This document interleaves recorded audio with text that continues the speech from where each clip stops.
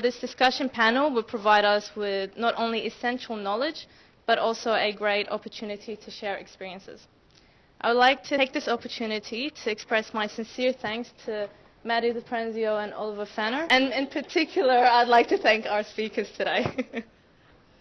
All of them have been working with us since the beginning of the planning stage, and they are still here today with all of us, even though they are all busy with their responsibilities. I hope that everyone would take away valuable lessons from today's panel and be less or more fearful of architecture. Finally, it is time for me to declare the official opening of the first vertical engagement, Sphere of Architecture, and I wish for a fruitful event with interesting and beneficial questions and answers.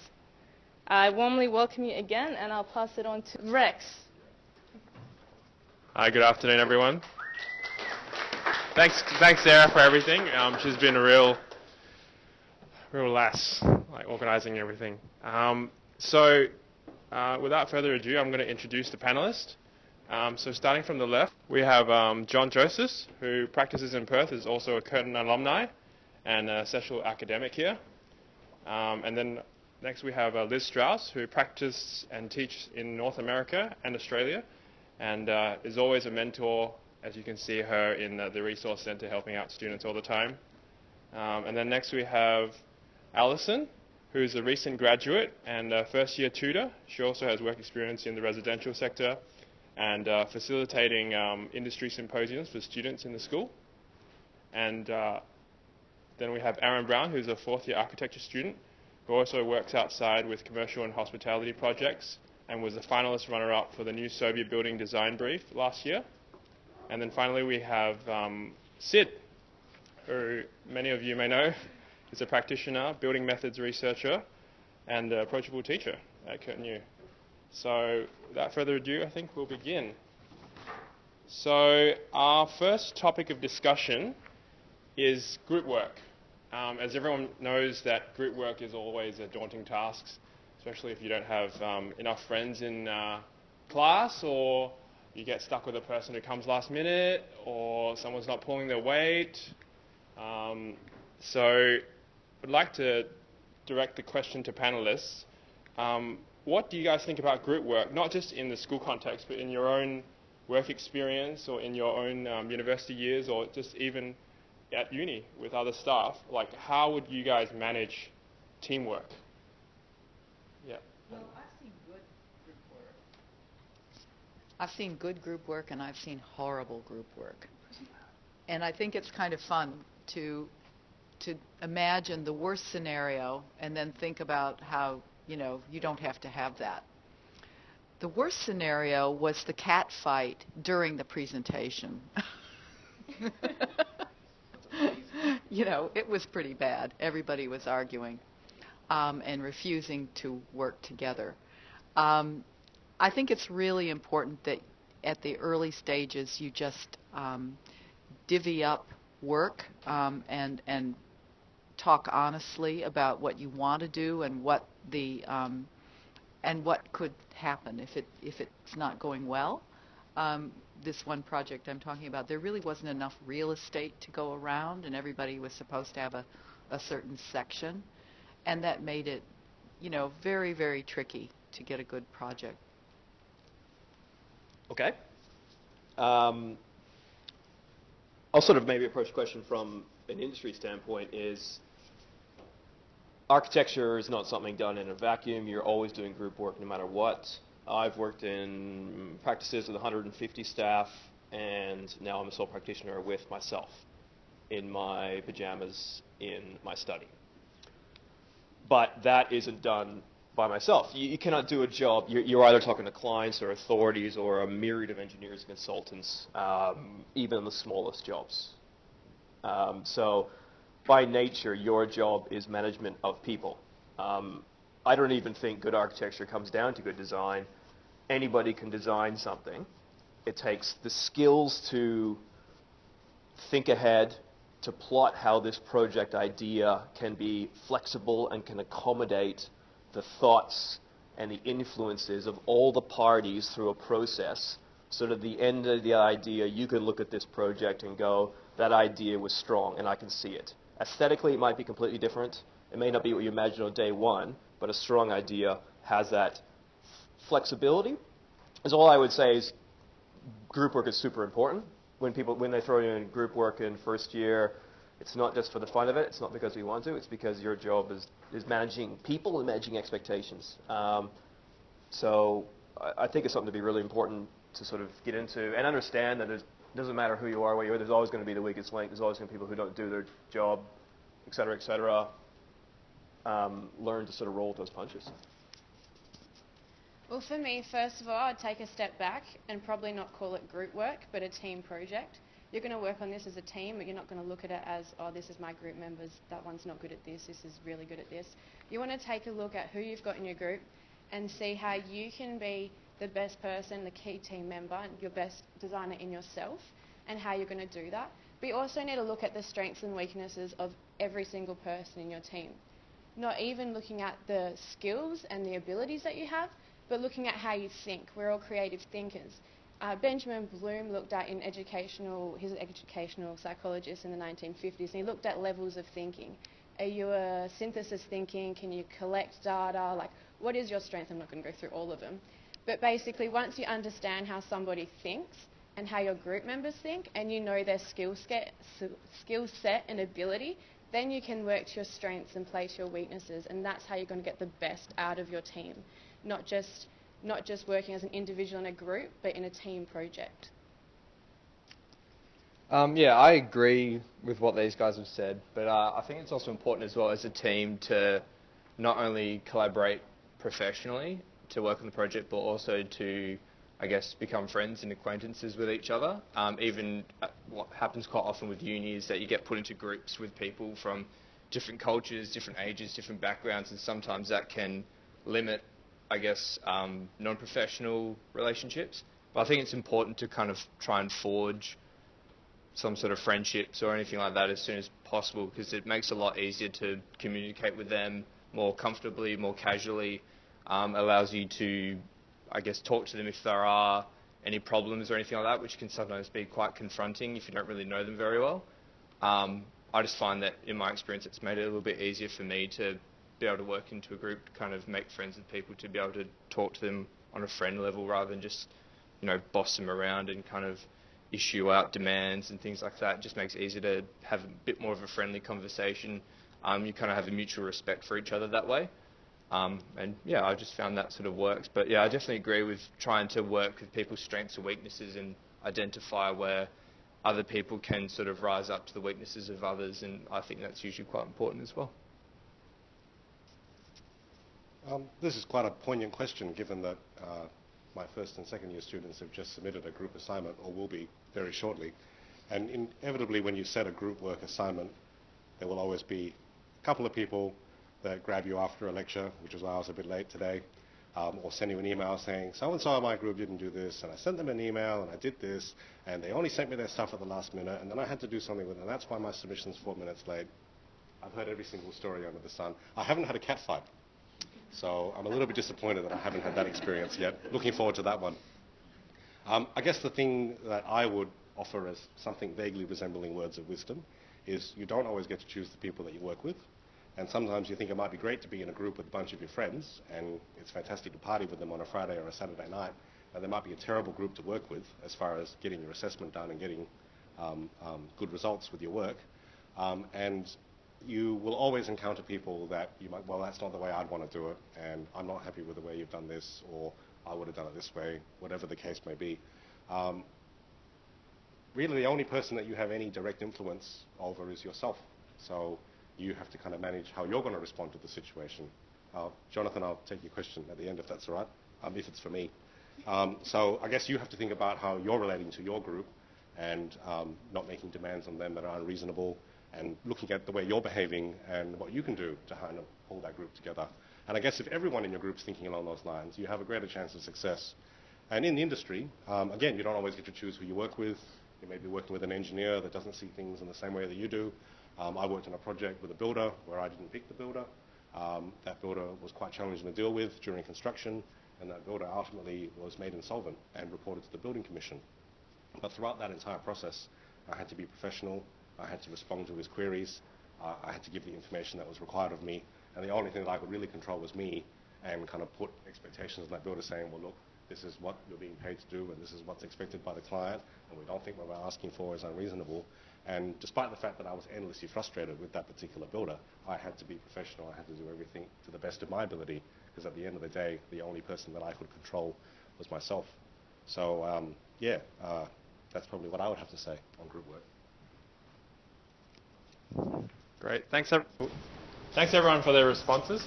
I guess, so summarizing from what the panelists have talked about, I guess you don't get to choose who you guys work with all the time, so you may as well find a way to deal with how you manage that. And making friends at uni is very important, because once you get out there, a lot of people see things differently and it's just work for them. So it's good to build bonds right now when you have the opportunity.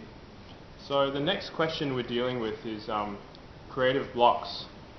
And we're all in architecture. We are stereotyped as the creative design type, but even we get into design blocks. So it'll be really interesting to see how everyone deals with this from a creative standpoint, or even as a logistical standpoint. Sure.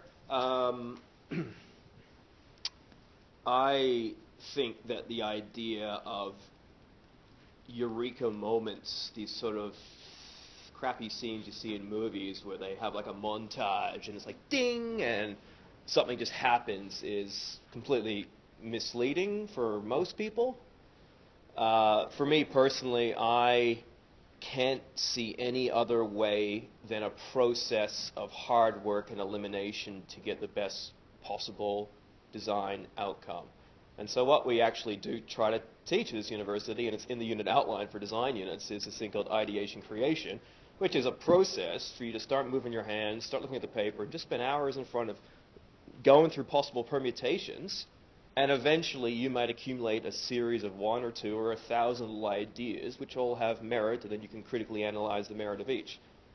In reality, we all have deadlines. So you all, architecture is never the best it can be. It's the best it can be in 3 weeks. So you really need to use every possible minute to come up with the best possible solution within that time frame, which I just think is hard work.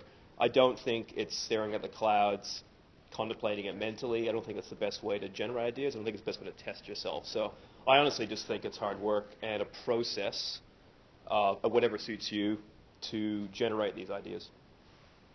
Um, I think you should talk. Yeah. This reminds me of having a special project and a special client, and there's a deadline, and I have to sit down and I have to get something out and done. And basically, I always talk about the Zen of Architecture.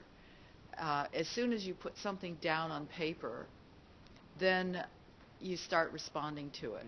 So for instance, if I'm designing a house, many of you have heard this already, I put the dining room table in the middle of the backyard. Now, why do I do that? Well, because it gives me scale, and it gives me an idea of what I'm actually dealing with. And then I might design the dining room around it, or at least the area of it. And then I can start laying out the house or whatever. But I've got something down. Now, the coolest thing about CAD at the moment is that you can copy, paste, copy, paste, copy, paste. So some of you might take a project that you've done before, smash it down on your site, just to get an idea of scale or something to begin with. So it's that idea about avoid nothingness. The other thing is that don't go radio silent. This is the worst thing you see with students, is that they just disappear because they haven't had any thoughts, so they feel they don't deserve talking to you because they don't actually have anything down on paper. That's exactly when you should talk to us.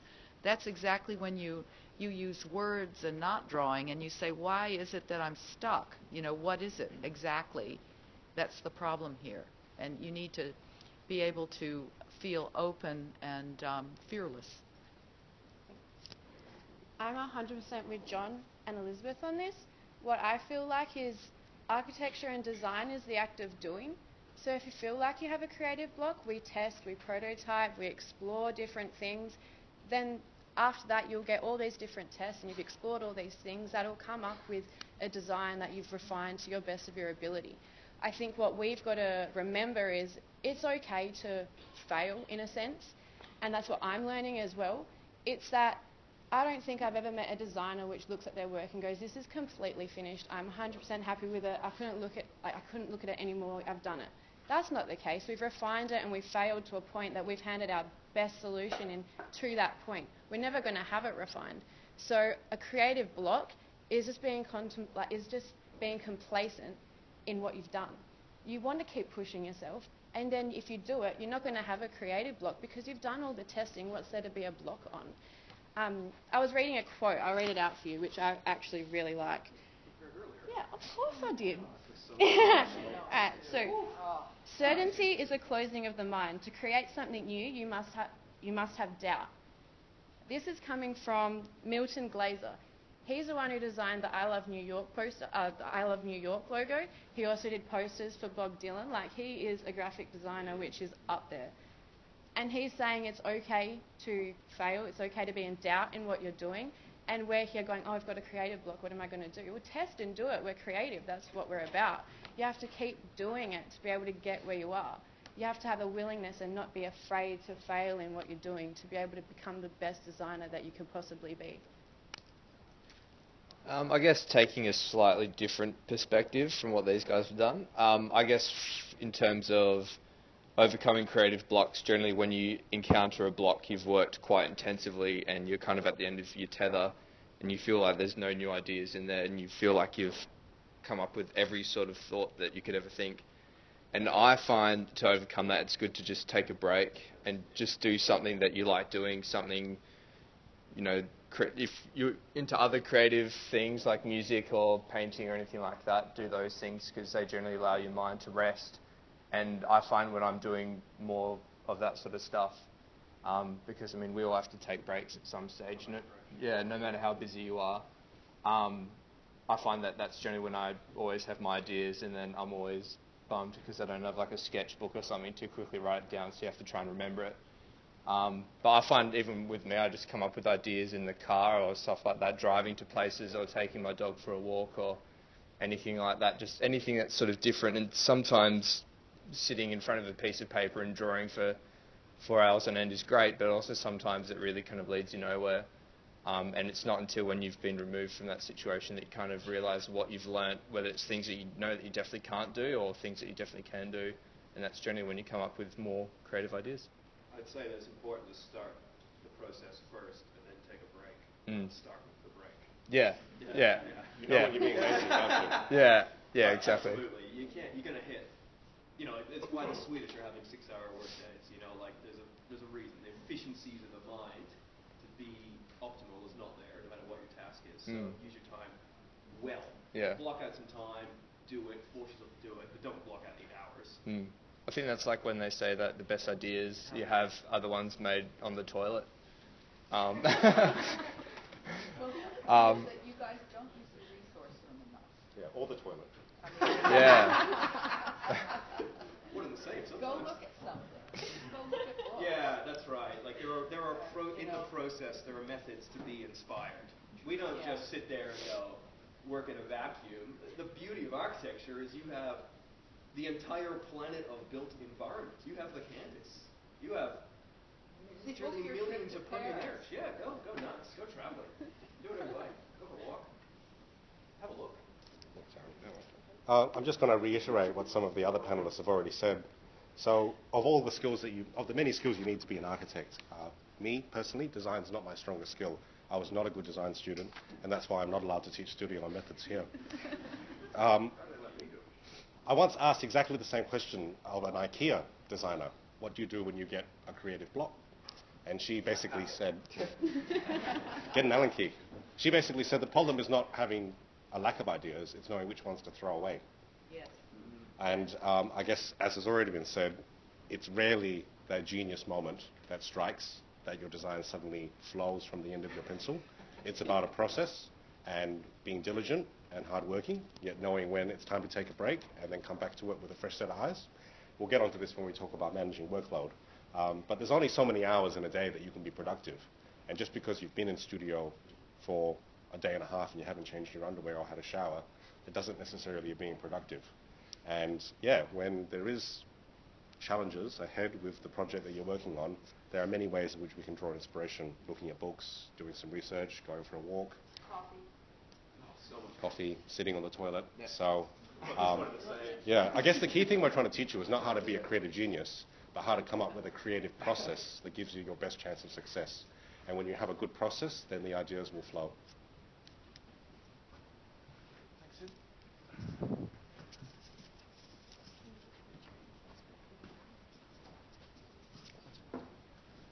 So I guess some of the key takeaways for that is work really, really hard to begin with, and then take a break, and then sit on the toilet, and then go to the resource room. I have to do a bit of advertising for the resource room because it's a resource that we have, like at UWA Library, they have different libraries for every single school or faculty. In Curtin, you know, most of the books are centralized in the library, but we actually have a specialized resource room, and it has like everything. So if you don't go through that, you're pretty much selling yourself short, and you're giving away your uni fees. So really do use it, otherwise in a few years it might not be there. Especially things like journals and stuff. A lot of people don't know about like licensing of design, is that the journals get imagery and projects, especially major ones, well before things like Zen and Art Daily do. So you've got all these. I use that room all the time because you go in there and there's all these brand new journals and supposed to kind of pay $20 for them. So it's fantastic. Just go have a look through them and you'll see some stuff which is really current, really inspiring that you won't see elsewhere for 6 months.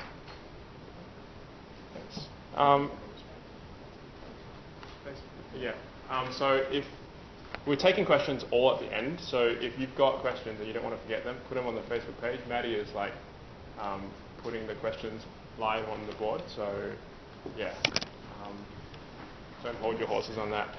And I guess some of the panelists have already kind of segued into the next part, which is managing workloads in architecture. And we all heard of that quote where you can only choose 2 of the 3, getting good grades, getting enough sleep, and having a life.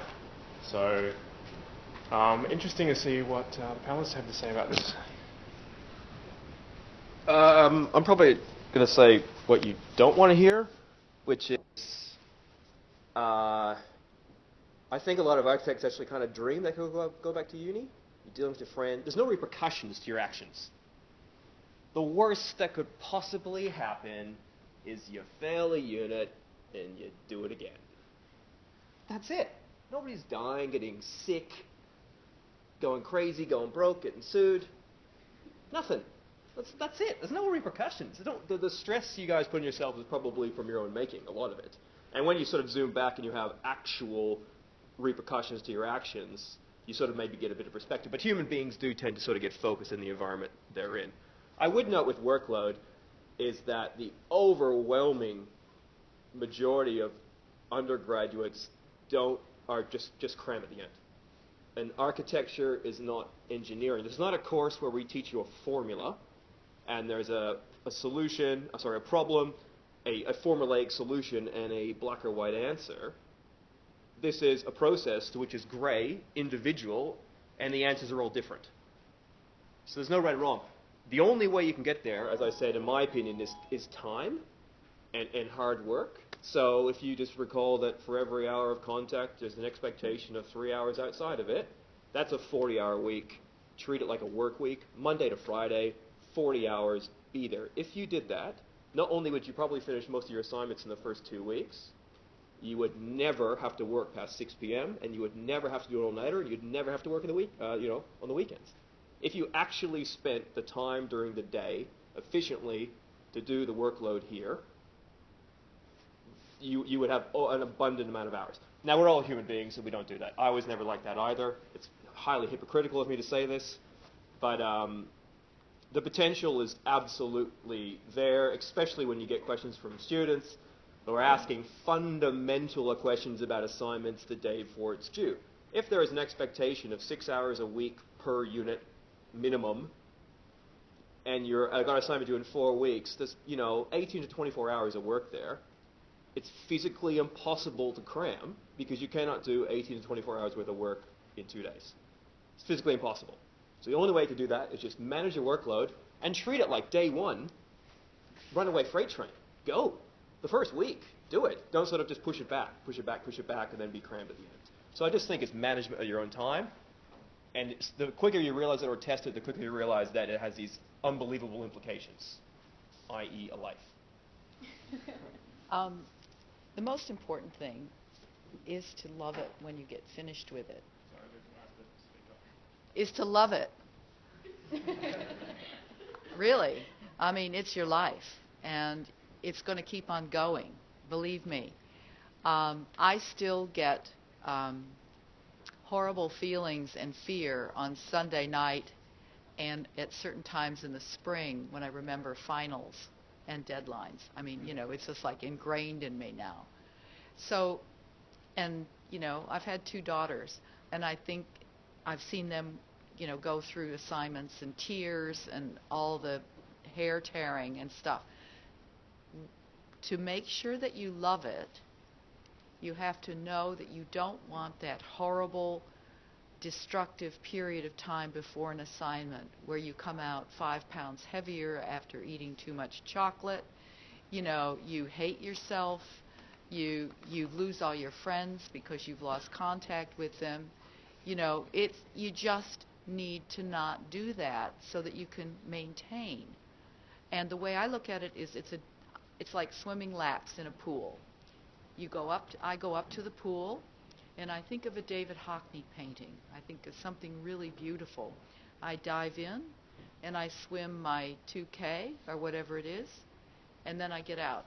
The equivalent of that is just exactly like said. You get in at 8 o'clock in the morning, and you say, I'm going to eat lunch at 12.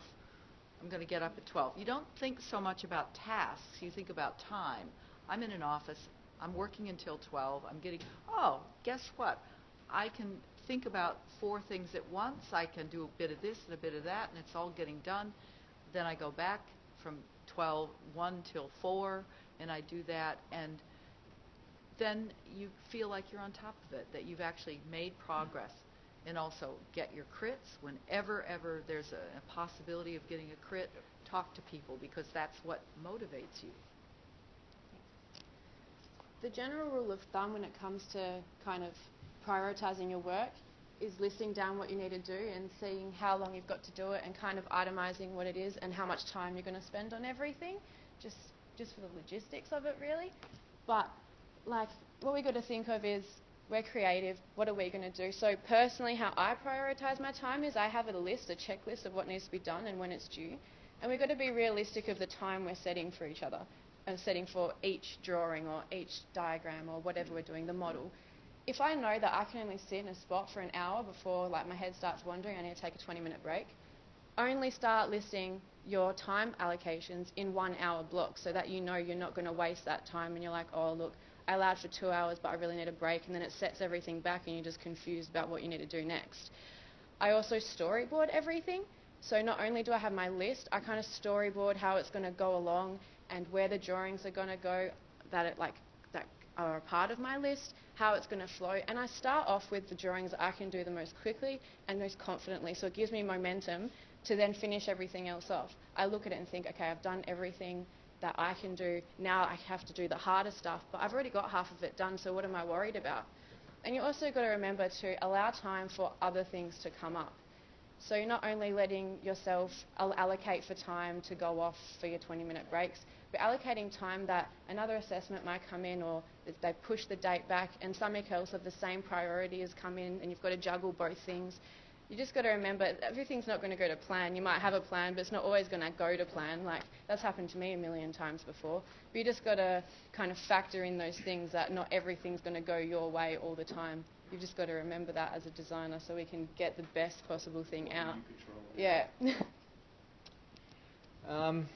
Yeah, I guess in terms of managing workload, trying to think of something different to say because you guys pretty much covered what I was going to say.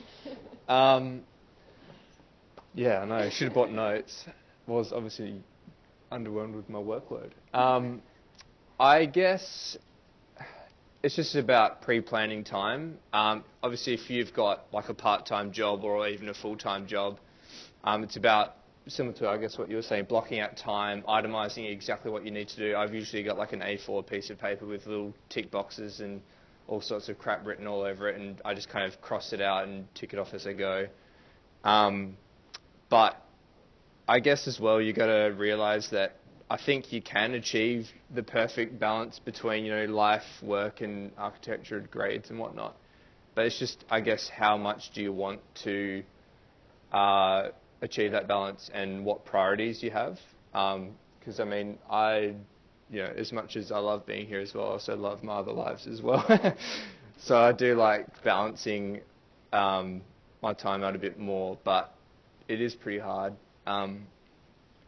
But yeah, I guess it's just trying to block out time for specific things. And I guess what I like to do as well is, obviously, if you know that you've got, say, someone's party or something on the weekend, working hard during the week so that you kind of earned it. And I know I always think of kind of things as like rewards. I know that sounds kind of silly, but if you've worked hard on, say, your tech assignment or a studio or whatnot, and you know that you've got a social event coming up where you've kind of been on the fence, if you've worked hard enough for it and you feel like you've achieved what you needed to do, then go do it. You've earned it, sort of thing. And I feel that's also good for your mental health as well, that you kind of, when you're there, you're not constantly thinking, oh shit, I should be, working on my site model at home or something like that at the moment. But you should, I guess, then be saying, I've worked hard yesterday doing this, I deserve a bit of a break, let's just enjoy now, and then I'll go back refreshed and feeling a little bit better. Yeah. I mean, everyone's different, and I guess you just got to do what you got to do. Yeah. Not that we encourage that. Yeah. But I guess you just got to listen to yourself, and if you like doing things, then use that as a bit of a reward for yourself, because I think that's pretty important. Thank you. I was going to say Dexies and Red Bull, but no, that's probably a very dangerous combination. As Matthias told me when I brought a Red Bull to my tutorial once, don't drink that stuff. I got an email from a student, one of the online students. I teach in OUA as well, and the student said, "Why haven't you responded to my email?" And you probably didn't catch me at my best moment, but I wrote back a firm but polite reply. And it kind of put things in perspective for me. I said, well, I teach 2.5 days at Curtin, and I try to make sure that I only teach 2.5 days at Curtin, because when you're an academic, it can be an all-consuming job. I still run my architectural practice. I spend 2 days a week in that. I'm a divorced parent that actually wants to be involved in my children's lives, so that's why I take Wednesday afternoon off, and I'm rushing off to pick up my kids after this. I have 300 students that I'm responsible for on campus, plus the 30 students that I look after online. And I'm teaching basically 2 units a semester. And I know for a fact that I teach more units than some full-time staff do in the department. But it's not the point. The point is that I fully appreciate how hard it is to manage your various responsibilities. They may seem at times conflicted, and it's hard to kind of get everything into a day. I guess all I can offer is Google Calendar is invaluable. And I block out periods of time where I go, right, this project, I need to get this done. I need about 2 hours to do that. And even if you don't achieve the things that you kind of block out, then that's okay. You kind of push it over to the next day in the calendar, and then you kind of carry on. And there's things that can't move. So at 3 o'clock this afternoon, if I'm not there when my kids walk out of their classroom, the police are going to get called, and that's usually a bad thing. So it's certainly about prioritizing too. And sometimes, even though you're working, I don't know, do you know in your heart of hearts you're not necessarily being effective or efficient or using that time the best? I'll sit in my office for 3 hours and go, wow, I answered 3 emails. Yeah, okay. That didn't help with the lecture that I have to write and give in the next hour or whatever the case may be. And I mentioned before that there's only so many hours of the day that you can be productive. And just because you're hanging out in a studio or you're constantly drawing, that doesn't mean you're using your time effectively. And I found generally you really only get about 8 hours productive work done in a day. And when I look at myself in practice, of those 8 hours, only 4 to 5 of those hours are billable that I can actually charge to a client. The other 3.5 hours are answering silly emails, but emails that need to be answered. But I can't prioritize them when there's billable work that I need to do, or there's a lecture I need to write. And what I often find is my 8-hour workday is spread across a 24-hour period. So I'm finishing a lecture at 11 o'clock at night before I go to bed last night. And then I'm doing something between tutorials and lectures for a client that I need to kind of get out. So you try and kind of plan and schedule your day, but plans don't always go according to plan. But I think the more of a plan that you have in place, the better chance you have of achieving those goals. I'll just quickly add, when I was a student, I was a typical student, left things to the last minute, stayed up all night, got pretty average grades. But by the time I got to my final year, I remember my final portfolio that was due, and I had finished it the day before it was due. I was happy with what I produced. I got a decent mark, and I just kind of walked in at 5 o'clock and handed in my portfolio, and it was done. So there is a light at the end of the tunnel. It's not an oncoming train. And I guess just be a bit more self-aware about how you spend your time and the things you can spend your time on, and you'll find it becomes easier to get done all the things that you want to do. And do them well. Can I add one more thing? Sure. Just really good comments, and I think they're a pretty big picture. Maybe something that's a bit more specific, instead of sort of that you can take away, is time efficiency, not just time. And so something I would suggest is the difference between your time spent on production of deliverables versus intellectual outcomes. Very big difference. And I think when I say intellectual outcomes, I mean broadly across all units. So and it's the same as in practice. The quicker you have a skill set that you understand and can deliver an outcome. So a practical example would be knowledge of ArchiCAD or Revit, for example. If we're talking about a drawing-based deliverable, if you understand that skill set, that's a given. You know you can spend more time as an intellectual outcome. You can spend more time with design, and you can really push the envelope there, knowing that outcome. I understand with the realities of modern universities is that we have to try and teach you more with less. And so we can't spend semesters and semesters teaching you these skills. However, all of this stuff is available, and it's really up to you guys to self-drive this stuff. When you're not here in your breaks, I would highly suggest going to like Lydio, those online stuff you all have access to for free, which costs a fortune. It's wicked that you have access to this stuff.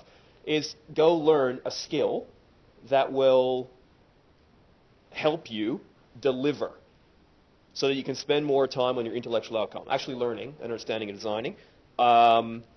Use your skills appropriately, too. A lot of students try to jump in and try to learn a skill. I've got a design unit, for example, or a tech unit, and I need to do things. I have to learn CAD in the middle of this. No, you don't learn CAD in that 6 weeks. You're sort of opening yourself up to a lot of possible negative outcome. Use the skills you have to the best of your ability to create those deliverables so that you have a known outcome.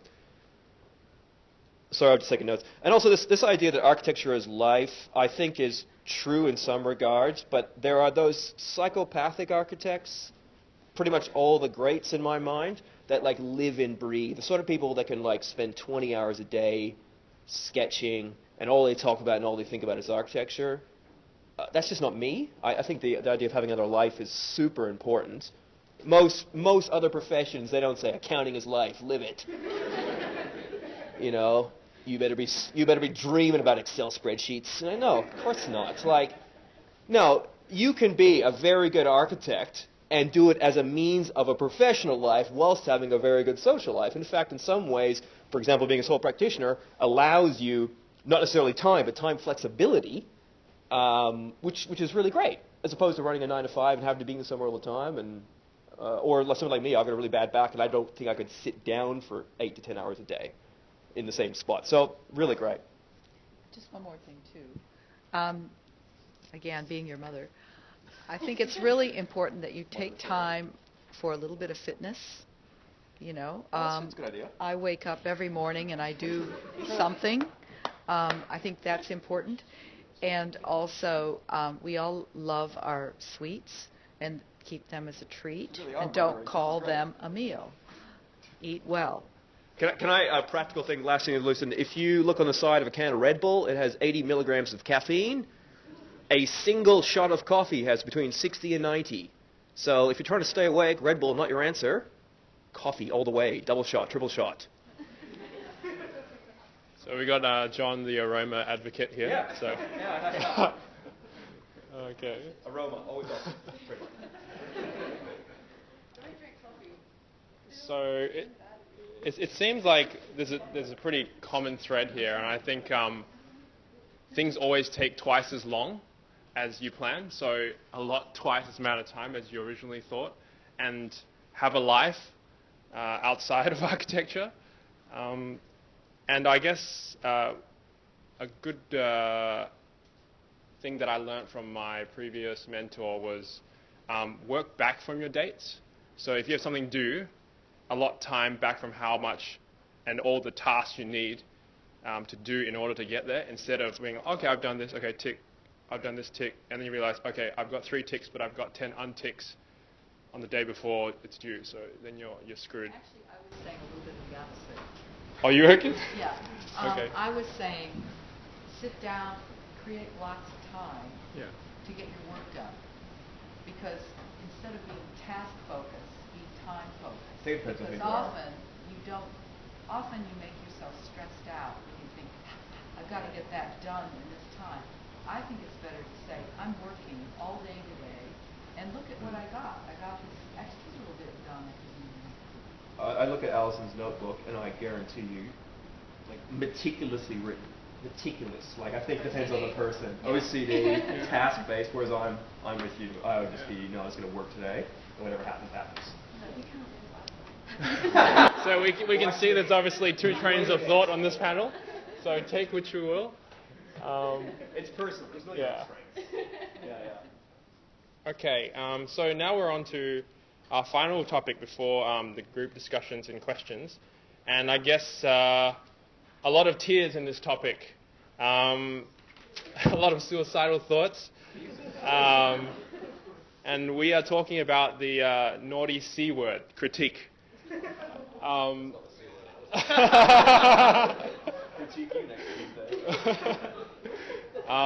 So I think everyone's been through first year critique, and maybe some of you are still going through it and don't realize, what the heck. And I guess this is partially the culmination of fear in architecture, standing in front of people and talking, or shaking your hand when you're trying to point to your panel and you realize you don't know which diagram is which, and you lose your train of thought and you look like an idiot. So it would be really interesting to see the panelists' experience presenting, how they manage their fears in that aspect, in front of different audiences and as a student as well, I guess. Sure. Do you want to start on that side first, maybe, for change? Yeah, that's good. Let's go for it. I know, it sucks being first, isn't it? Oh. Scary. Thanks, John. I was, because that would give me time to formulate an answer. I didn't have a fear of critiques when I was a student, because I just didn't show up at any of them. That was my way of dealing. But that's probably not the best of advice, and as I've already established, I wasn't the best design student. I think sometimes your fear of critique, or your hesitation or discomfort with being involved in a critique often is self-created, because you get nervous and sweaty palms and all that kind of stuff. And I love the sound of my own voice, so I've never really had that problem with expressing myself. What I was going to say is that it's not personal, even though it may feel like it is sometimes. You pin up your work on a wall and someone tells you about all the things that are wrong with it. You can't help but take that personally. However, if your studio tutors and mentors have the best of intentions at heart, and most of them do, I think you need to look past the personal factor and think about what they're actually saying about your work. And they're not just saying the things they say to be mean or unkind or unpleasant, but in order to help you be a better student. And ultimately, that whole experience you have being critiqued is preparing you for the real world, which is when you present a design to a client, what if they hate it? Like, there's no tutor who kind of says, well, I'm going to give you a D, but here's some areas for improvement. They'll just go, what the fuck did I just pay you $5,000 for? And that's probably the biggest fear that you can possibly have when you haven't listened to your client, you haven't understood their brief, you haven't presented something which they're expecting for the very good money that they pay you. And that's probably the worst situation to ever be in. I don't think I've ever really been in that situation where I've shown something to a client and they've kind of gone, this is terrible, why? Having said that, though, that's about building a relationship with your client and understanding their needs and listening. And in the same way, you do that with your tutors. But having said that, your tutor's not designing it for you. And I guess the common mistake that you make as a student, you go, well, such and such told me this, so I did that. And now you're telling me this, and that's different to what such and such told me. So which one am I supposed to do? You do whichever one you think is right. And if you believe in your work, and if you've worked hard, and you can articulate your idea in your work, not necessarily in just your words, then it doesn't matter what a tutor tells you. It's not a question of them being right or wrong. You need to discover for yourself that process and way of working and way of articulating and expressing your work that gives it the best chance of success. Yeah, I think developing on what Sid said, it's the problem with architecture in particular, because I've got friends that are doing like engineering and things like that, and they don't really understand critiques at all. But I guess the problem is it's very subjective, our field, and you know, as Sid was saying, one tutor can say one thing, another can say another. But I guess what you can do is, obviously, if you get some bad feedback, you know, you can take it constructively, obviously, and move forward. And obviously, sometimes there's going to be some things like, oh, I really liked that staircase, though. Like, I modelled that for 3 hours, and they said they hate it, and they just want to do something boring. I guess what you've just got to do is just prove it. If they say that it's crap, change it. Well, why does it work? Prove that it works. And sometimes that's when you come up with the best stuff. And sometimes, because usually, I mean, a lot of your critiques are, you know, throughout the weeks of your design. And then I guess it's just up to you to make it happen and make it work and convince them that that's the way that it should be done. But obviously, you've got to, yeah, in an educated manner. You know, you can't just have some floating stairs or floating ceiling or anything like that. But if it's a particular thing that can be pulled off, then you just got to prove that it works. I guess not that I've had much experience in the industry as of yet, but I have had some instances where meetings with a client and they've just flat out said it was shit and why are they paying the money for this and things like that. So I guess none of your critiques that you're going to get here are going to be like that, but I guess they build you up for those moments where, you know, a client or a builder or something could say that that's whack and it shouldn't be like that. But then stand up for your work. If you Exactly. That's what I was saying before. Then you just got to prove it, and you know, show them your side of the story, which quite often works, and sometimes they come around. But I guess it's just about communicating that idea effectively, and yeah, and going from there. I'm going to start off with self-critique. I know with myself I have to reflect on my own work, and I'm probably my harshest critic, to be honest. And then when I put up my work or I present my work, I kind of know what's coming to a point because I know where I've gone wrong and what needs to kind of improve.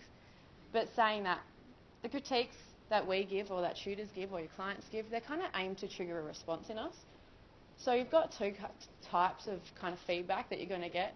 One is directive, which isn't going to help us. If they say, actually, I want this here, this here, this here, it's not really helping us because then we've got absolutely no design and there's no point of us being there. But if someone gives you the best kind of response or critique is someone that says something to you that triggers memory or triggers a response and you want to apply it and you're able to convert what's being said to you and apply it to your work and it makes you progress as a designer, that's, I guess, what critique's aimed for. So if someone's trying to kind of like ripping you down, you've got to feel like they're not ripping me down because they're trying to be mean. That's not what they're there for. That's not what they're doing. That's not what they're trying to like make me feel horrible or like I can't do my job. You've got to take a step back, not take it personally. Look at it from their point of view. What are they trying to get out of me? What are they asking from me? Trigger that response and apply it to your work. So if you do feel uncomfortable and you do want to stand up for your work, when you do feel uncomfortable, then that should evoke a response. Well, actually, I looked at it from this point of view and I've applied it in this way. Exactly what you were saying, what Aaron was saying. So don't feel like everyone's trying to cut you down or take it personally or they don't like me as a person or they hate my design. No, that's not what's going on. What's going on is we're trying to better or other people are trying to better me, trying to better you, and progress as a designer. If we just say, yeah, that's okay, we're not going to go anywhere. Oh, yeah, that's all right, we've finished it. No, keep exploring. Why not? And that's how it's going to. You're just going to become better from it. Don't take it personally.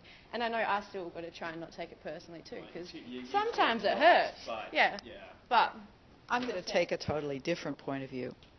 One thing that really helped me when I got out of school, when I was job interviewing and I was going to all these architects in New York, was to talk to these past older students who had gone to Princeton, and they'd been through there. And they'd said, you don't want to work for him. He's a screamer. He's a horrible person to work for. Don't work for him.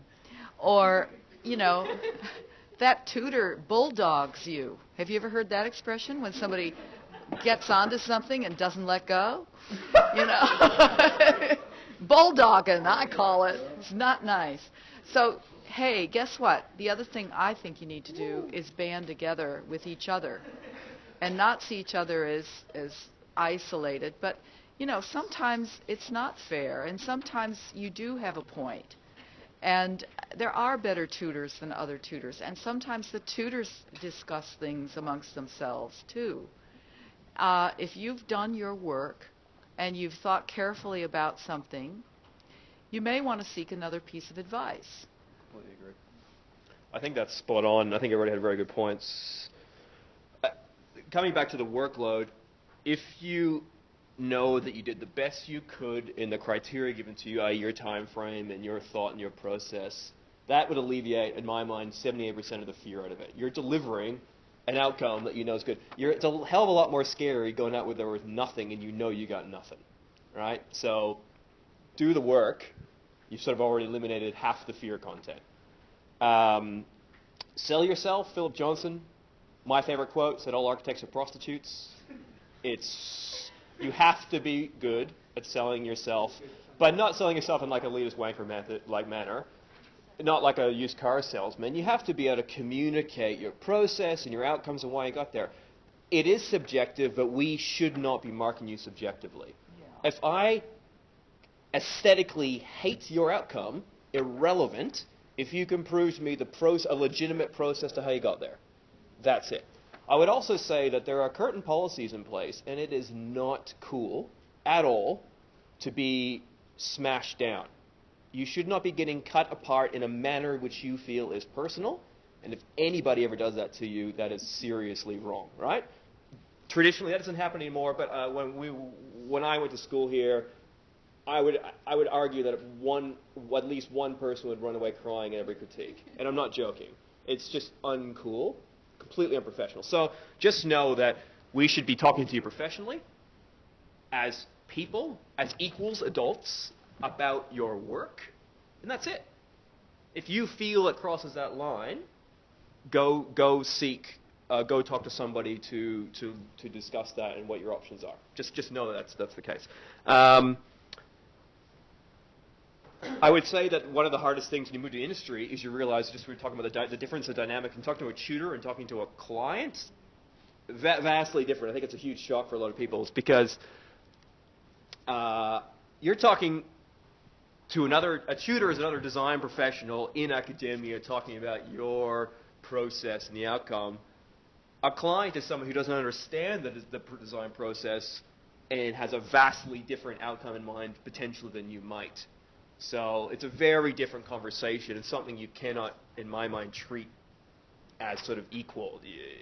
You effectively have to educate one person about the process. Ouch. Phew.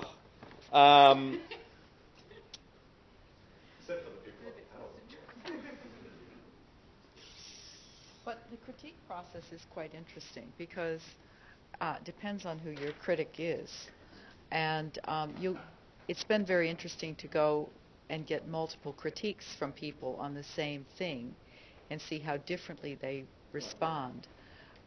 So a second opinion, yeah. So I think that you just need to question if you're not sure and you don't. Most of the times when I give a good critique, somebody will go, oh yeah, right, what a good idea. Oh, I know what to do next, or it's a good thing.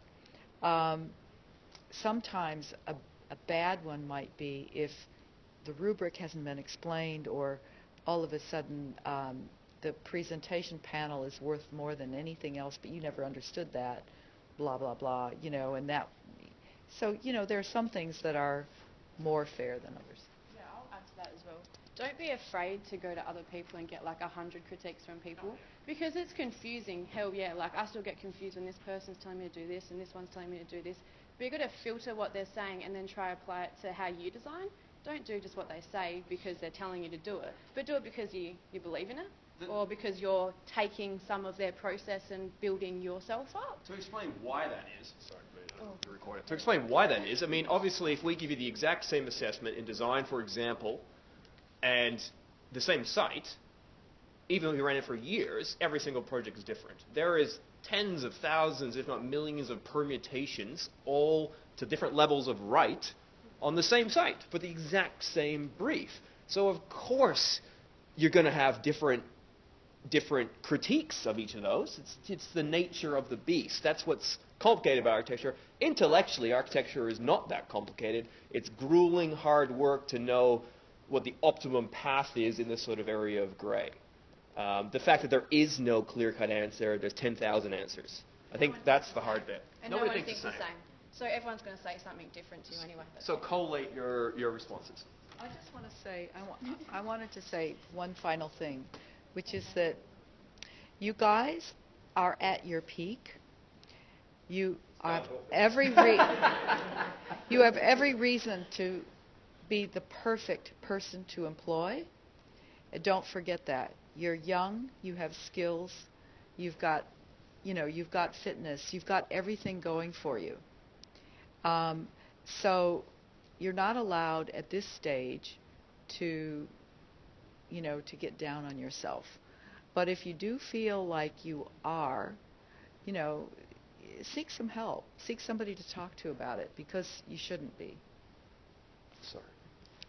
All good? Yeah, no.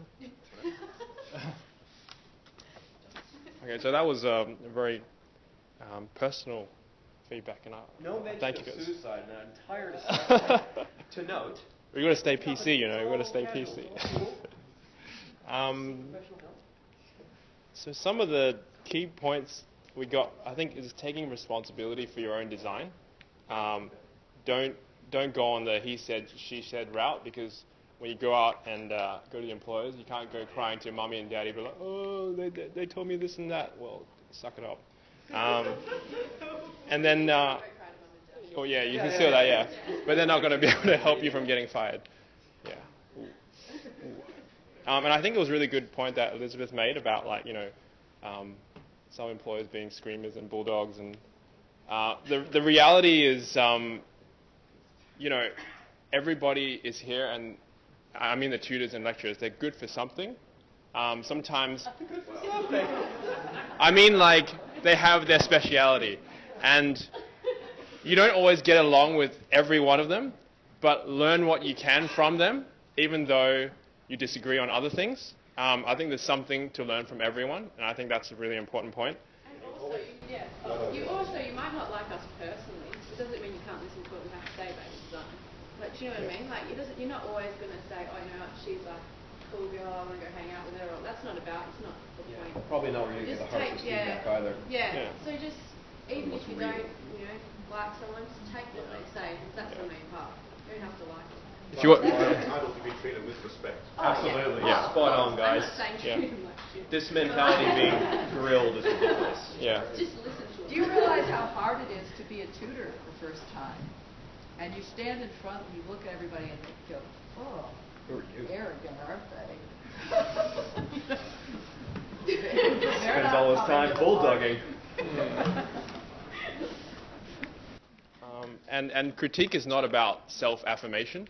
So don't be like, oh, what do you think of this? Oh, it's really good. Oh, they said it was really, really good. So yeah, I'm good to go. No, like, go to your friends for that, and or 4 to 5 p.m. at the TAV if you're looking for friends, happy hour. And can't buy friendship, but they can buy you a beer. Um, and translating your ideas, I think if you can't present here, then good luck presenting outside, because people are already toned down and they have curtain policies to protect you. Well, we're all speaking the same language, basically. Yeah. We're all in your court. And time is the most important commodity. So right now you have the time to develop those skills. Out there, you've got everything else to deal with. So thank you, panelists. I think that's the end of the official topic questions, but we have some questions that have come from the Facebook page. So the first one being, what can I do if group members don't show up and I'm unreliable? I thought we'd been through that. Okay. Okay, I'll say something to that one. What's the little thing? It says, what can I do if my group members don't show up, are unreliable, and the tutors are what? And the tutor doesn't care. And the tutor doesn't care. Yeah. No, it's a good question. No such Well- thing as stupid questions, just stupid people.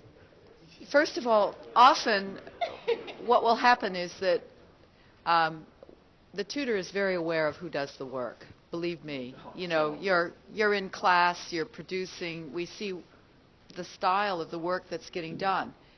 So they may say, "Stop whinging. We don't care," but often that means, "Get on with it. Do the best you can. We don't want this to hold you up."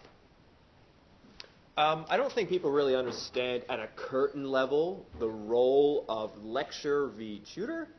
If you go to engineering, which I've done, or economics, or business, or nursing, whatever, you go to a tute, the person will sit quietly up the front, and if you don't say anything, go to sleep.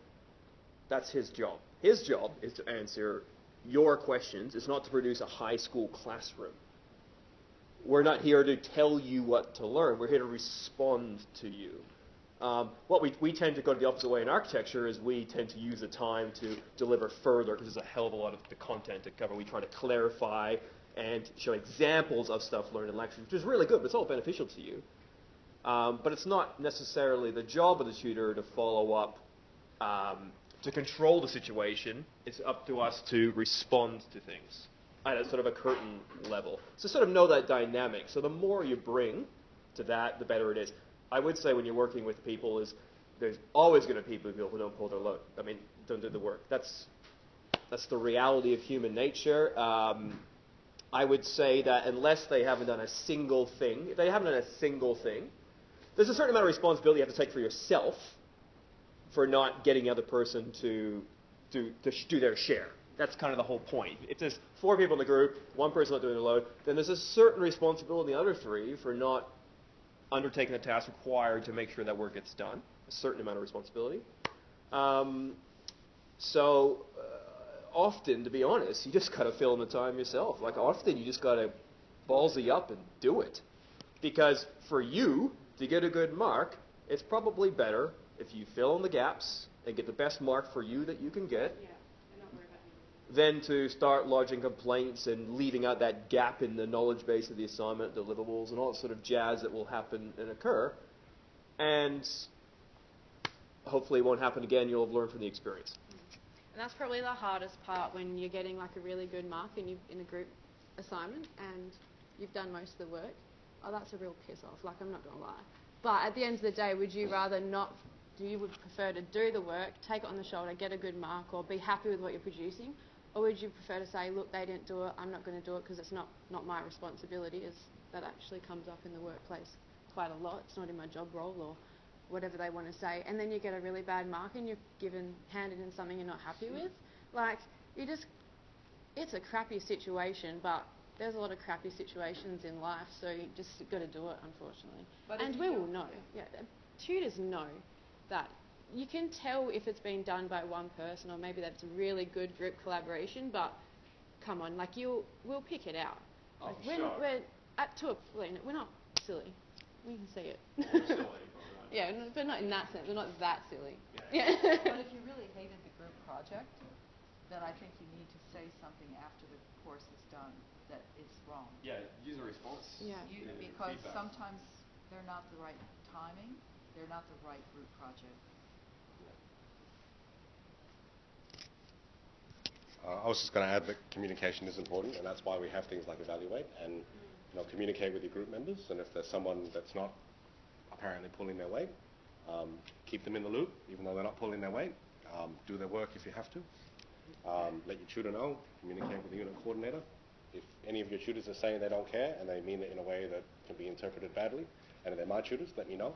They won't be my tutor anymore. So there's that too. I was just going to say about having to do work and then other people getting the credit for that. I was in a design competition once. I was one of the shortlisted finalists. Didn't win. And there were some ideas that were very specific in our project that rather miraculously then kind of appeared in the winning project when it was built and implemented. Which you could take it one way and kind of go, well, those are my ideas and they stole them. But if you read the fine print of the design competition, it says all the work you submit becomes our intellectual property and it's for us to use as we please. And perhaps the bigger picture way of viewing it is that those good ideas, particularly around sustainability and energy efficiency, have been implemented in a building, and that building is now a better building for it. And in some ways, when other people take credit for your work, that's a compliment because your work's good. So try and take the bigger picture sometimes. Oh, sorry. That's all right, I see how it is. No, I was just going to say, because I know that this has worked for me before, is obviously just make your tutor aware what's going on, but also see if they can implement like a peer evaluation sheet process where you kind of, each person in the group writes down what they've contributed. Everyone can sort of anonymously say who did what went wrong, and that'll kind of give them a bit of an idea if they don't already know. Because obviously, I'm not a tutor, but I'm sure that. Absolutely. When we say, comments like we don't care, I think that's taken the wrong way. I think it's that there's an expectation that in group work you have to deal with the realities of group work and manage people and pull the weight that people are doing. What we're saying is, where's the line between the expectations of a standard group work and somebody literally being uncontactable and not being there at all, hasn't contributed a single iota to the assessment. I think there's a clear division between those two circumstances. So I think just to summarize, I do believe you do often, even in a fair scenario, there's always going to be a fairly uneven, it's never going to be a perfect distribution of work. There just never is. So do the best you can. Also, I would say that in my experience, the emails you get for when people aren't doing work are always on or the day of the deliverable. Yeah. Always. I don't think I've ever received an email about somebody not doing their group work week 1 when these should have been addressed. You're talking to people. If you waited 3 weeks and they were uncontactable, then what is the expectation that we do at that point? We could have helped, is all I'm saying. We're here to help you. We could have been involved and we could have done something. So it all comes back to me, all these could come back down to workload. If you did the workload and you divvied up your time appropriately and scaled it out over the semester and you had your first meeting for your first group assignment in the first week, and you started divvying up simple things like administration tasks, etc., you would know week 1 if somebody was not pulling their weight or not available or whatever. But also, if you do divvy it up at the start, that doesn't mean you don't talk to your group members till right at the end, the day before it's due, and you collect everything up. And then you email the unit coordinator or whoever's tutoring saying, oh, look, they didn't give me their stuff. Well, that's partly your fault, no offence, because you should be working as a team. You don't just go, oh, you do this and we won't look over it. No, even though you've divvied up your work, you've still got to, there's got to be collaboration in there, not just wait till the last minute either. So I think that's where that comes in, the day before people start emailing in. It's just not valid. Thanks. And I think, on the point of if you feel like you are, being mistreated in a non-appropriate way, then you come to CASA first, and then we can talk through it, see if we understand what your problem is, and then we can go talk on your behalf as well. So that's what CASA is for, and that's why you guys should pay your membership fees. But anyway, next question is, what is the biggest change and shift that you all experienced transitioning from school to industry? Maybe your recollections, your candid thoughts, some memorable occasions, I guess, and how you dealt with those issues. I remember going and working at Skidmore, Owings and Merrill in Chicago after I finished university. And I have the yearbook, and it's very funny. First of all, I had no clothes, and I didn't like the way I looked. I felt chubby. And I looked around, and there were all these really cool people. Like the interiors department goes away to these international sites and comes back, and they bring all this alcohol, and then they have these huge parties in the back room. So there were all these fun, cool things going on. So I felt really dorky. It was hard.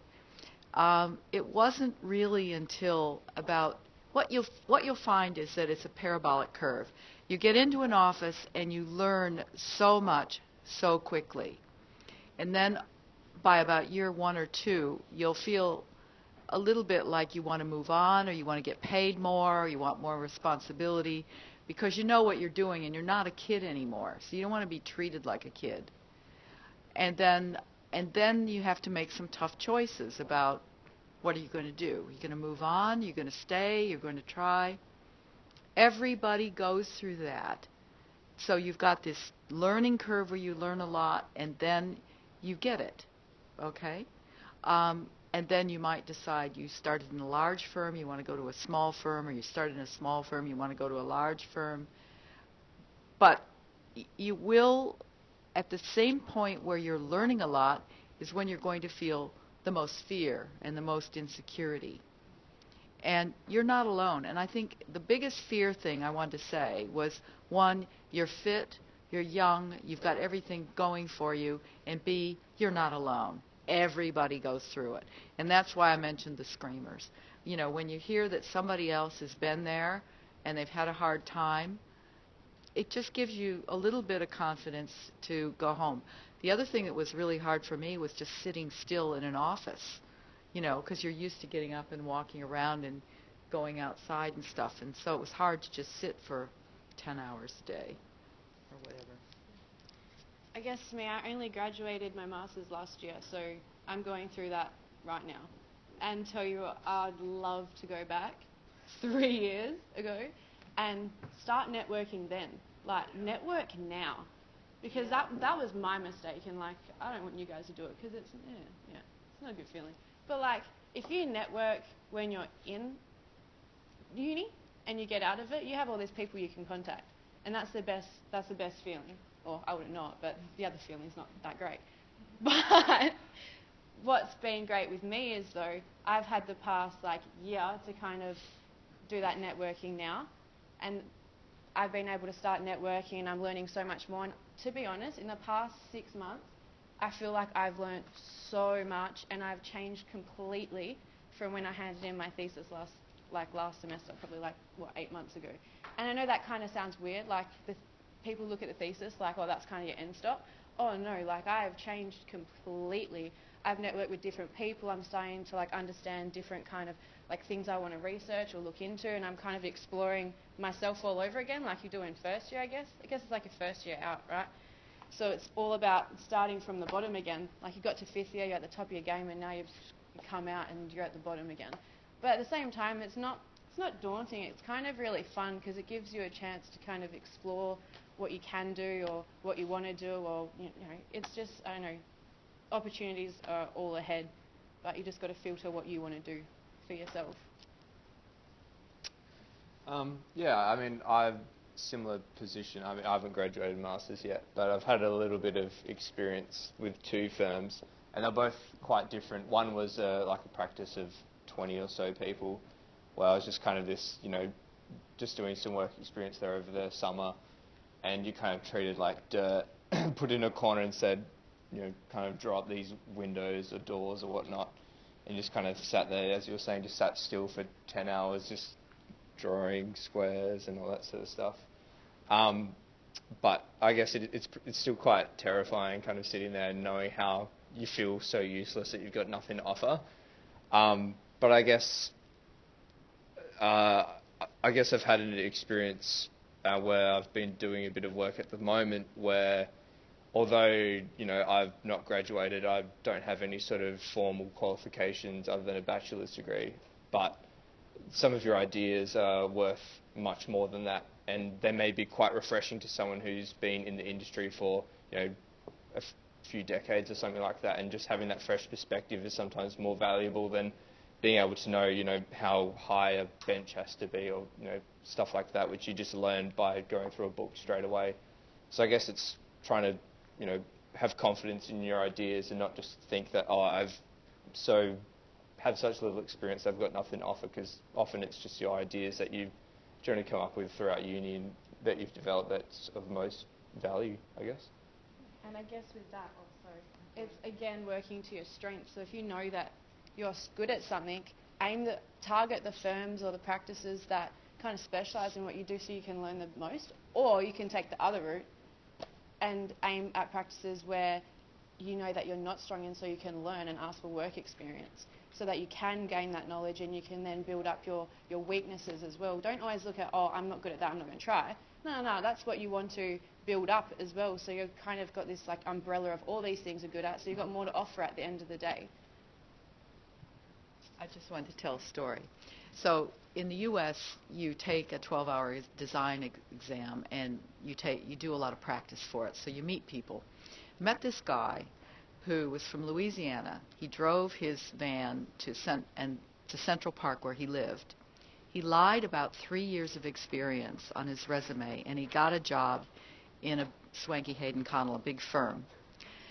And he went in, and this old coot draftsman kind of took him under his wing, said, "You don't know anything, do you?"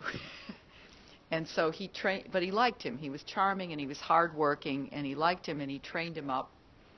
And so another friend of mine, we were talking, had said, "Yeah, well, you know, I went for this job interview and I lied about a few years of experience on my CV too." And he went in and he said, you know, he was winging it for a day. And then the guy who had the job interview, gave him the job interview, committed suicide. So they gave him his job. Catch me if you can, too. But when I hear about these people, I think, yeah, sometime you just have to bite the bullet and man up. That's you know? ballsy. I don't have anything about it. Woo! It's climbing the ladder. Yeah. Yeah. As long as it looks like suicide, you'll get a raise. I just wanted to get you guys not to look forward, you know, out there. That was a horrible story to follow. Maybe an optimistic. I'll start with just a practical thing. I was a average architecture student in undergrad. I think coming from an engineering background is hard to sort of break that mold. But I got a job in the industry. After the bachelor's, after third year, didn't do fourth year, took a break. And to me personally, best thing I ever did. I think the system in Australia means you guys are super young. You guys don't have to do any sort of general qualifications like in the US and Canada. Remember in US and Canada, for example, you're more like 19 when you finish high school. You do 2 years of general studies like geology or something. So you're like 20, 21 before you've even started architecture, then you start. Whereas you guys, you could be 23 and graduate with a master's. So, you know, you're young, and you may not know what you want to do. Anything you can do, whether it's experience in the industry, I don't care if you're drawing up plans for real estate agents. If it's even unrelated, if you go backpacking through South America and just soak it all up, anything to get that little bit of maturity, a little bit of perspective, or even any job that has like a 9-to-5 workflow, anything, it doesn't matter. Just pick a, in my opinion, something that you could pick that would give you perspective when you jump back the fourth year. And that's what I did, and I was lucky enough to get a job in the industry, but then I smashed fourth and fifth year because I had the skills and the tools and the perspective to be able to implement things a little bit more realistically in a degree which respected that little bit more realism, you know. So I think that's a really good point to consider, is try and network now and see what you can do and don't necessarily have to go all the way through. I would also say optimistically, and to what most people don't really discuss, is that architects are not legally required in Australia. Unless you're doing a government tender and it specifically notes architecture, you're getting an incredibly complex and expensive degree for something that anybody can legally do. Anybody can design a building in this country. That's it, right? So how do you equate your learning of 10 years of register or whatever it takes to somebody who just made some business cards, right? So you can build and make buildings at any point, if you have the confidence, or you have the ins, or you have family members, or whatever you do. And there's people with nowhere near the design skills that you guys have even now that are doing this stuff every day. So, you can sometimes take things by the balls and reach an opportunity that you might not reach, and hopefully somebody doesn't die. I would also say that, remember, the statistic as of last year was 98.2% of the entire built environment has never seen the eyes of an architect in this country. So we're touching less than 2% of everything. When I say the built environment, in the mass of every building. This is a huge residential component in that, right? So, and yet we're in one of the biggest population booms in Australian history. If everybody's read Directions 2031 and all this sort of stuff, people are moving here regardless of the economic climate. Our population is expanding. It's a great place to live. Other people are addressing this. There are firms in construction, engineering, and design, and drafting, and interiors, and everything that are approaching this. Traditional architecture is fantastic, but there is so much opportunity elsewhere. And to be honest, opportunities which you may not get the architectural feedback of that traditional model making, but you could probably actually do more work, have more management in said work, and actually deliver some buildings. So there's always those opportunities for you too. Optimistically, Australia is a very good place to be if you're sort of not confining your options.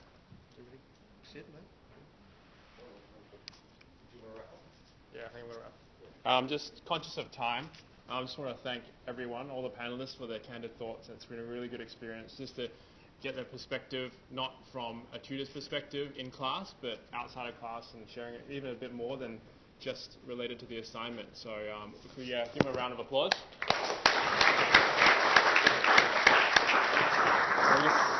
We just have a few gifts for you guys.